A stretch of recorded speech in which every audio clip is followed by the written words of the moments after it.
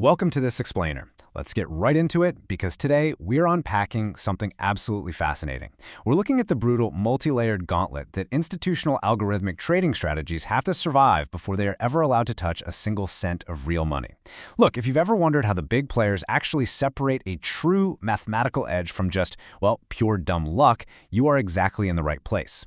We are going to break down the exact validation framework used by Apex executions, and I promise you by the time we're done here, you're going to look at trading performance in a completely different light. So there's this provocative, almost dirty little secret in the institutional world, and it's this: the standard Sharpe ratio lies.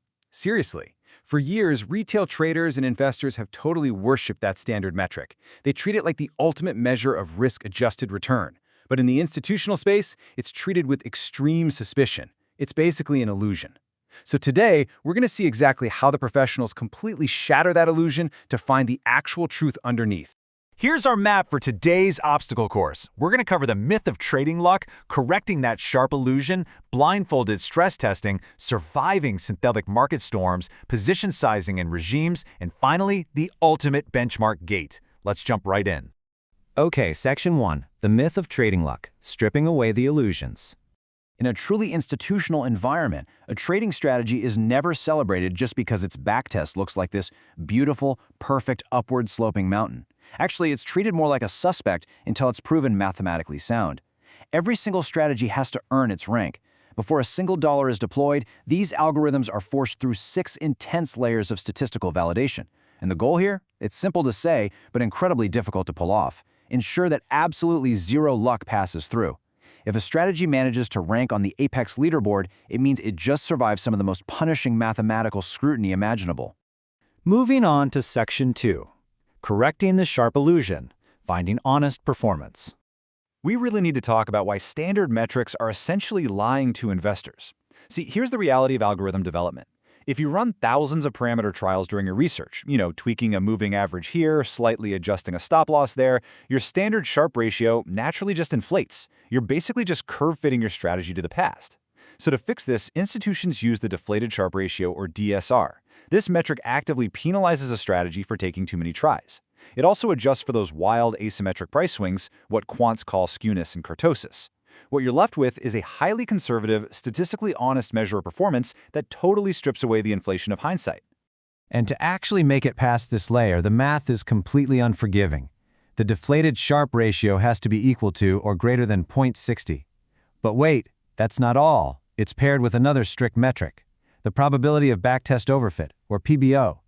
This mathematically bounds the exact probability that a good result is just a lucky artifact of you searching for the perfect parameters.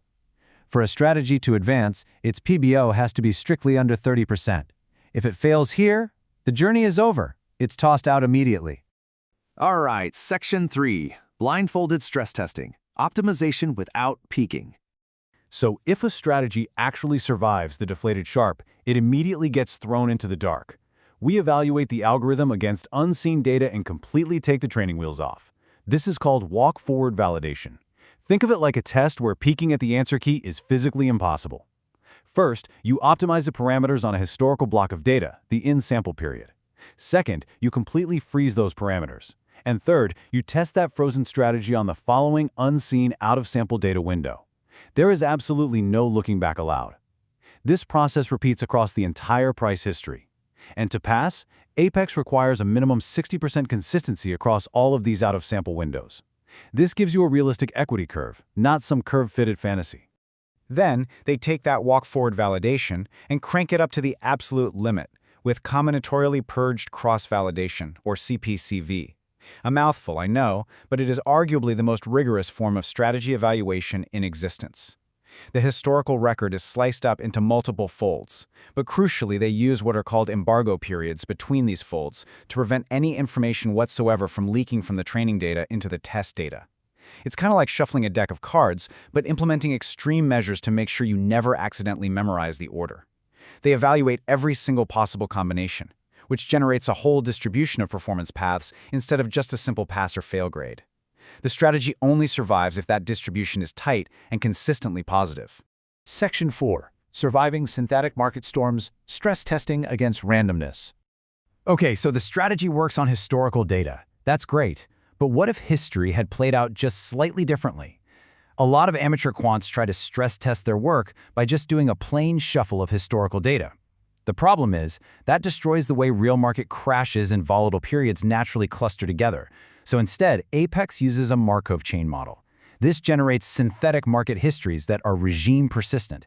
It actually respects how trending, choppy, and volatile market weather transitions in the real world. Basically, it forces the strategy to survive realistic storms, not just random noise. The sheer volume of testing at this stage is just staggering.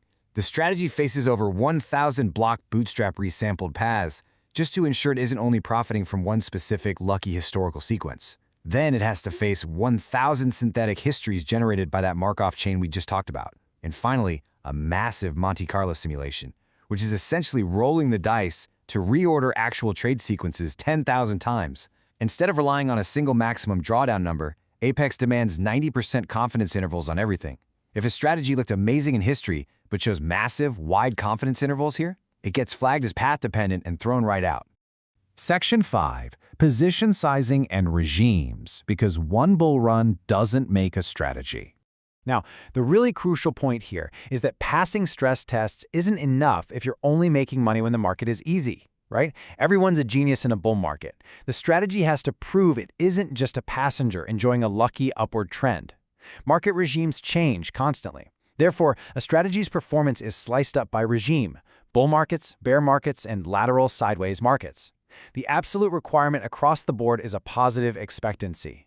If a strategy concentrates all its edge in a single regime, say it literally only makes money when the S&P 500 is skyrocketing, it is flagged, demoted, or halted entirely until it can prove broader regime coverage. To ensure survival across all these different regimes, position sizing is handled with ruthless mathematical precision. Apex utilizes the Kelly criterion to find the theoretically optimal position size based on win rate, average win, and average loss. But to account for estimation errors and curb the wild volatility, they implement fractional sizing, typically half Kelly.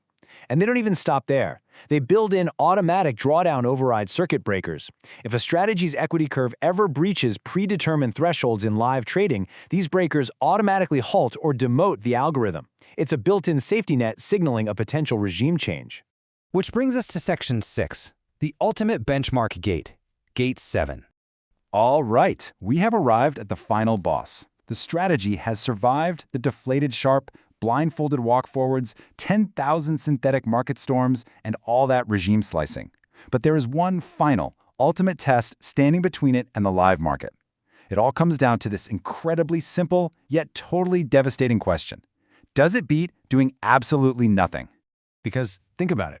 A strategy can clear every single statistical gate we just talked about and still just be a levered, expensive bet on the broader market going up. You might have this glowing raw sharp ratio on paper, but Gate 7 forces a direct comparison against a boring, simple buy and hold of the exact same ticker over the identical time period, factoring in costs. By subtracting that basic market exposure, which is the beta, you finally reveal the strategy's true alpha.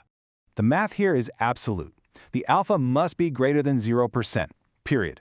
And, using a one-sided block bootstrap test, the p-value on that excess return significance test has to be less than 0.05. What does that mean in plain English? It means there has to be less than a 5% chance that this performance was just a fluke.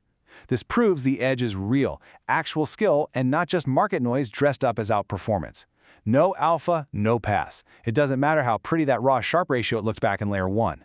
I think this explainer really highlights what institutional grade actually means in practice. Only the absolute best survive this gauntlet. There are no cherry-picked results on the Apex leaderboard. Every single ranking reflects out-of-sample performance that's been validated across 6 distinct statistical layers and multiple market regimes. If you see a green, active strategy, it mathematically earned its place. No shortcuts. And that brings us to our final and maybe most powerful number of the day, 0%. That is the exact amount of survivorship bias allowed in this framework, which leaves us with a pretty profound question to consider. If your own personal investment portfolio or your absolute favorite trading strategy was forced to run through these 6 layers of punishing, blindfolded, statistically rigorous scrutiny, would it actually survive? Or would it be exposed as just another passenger on a lucky market ride? Think about it. Thanks for joining me on this explainer, and keep learning.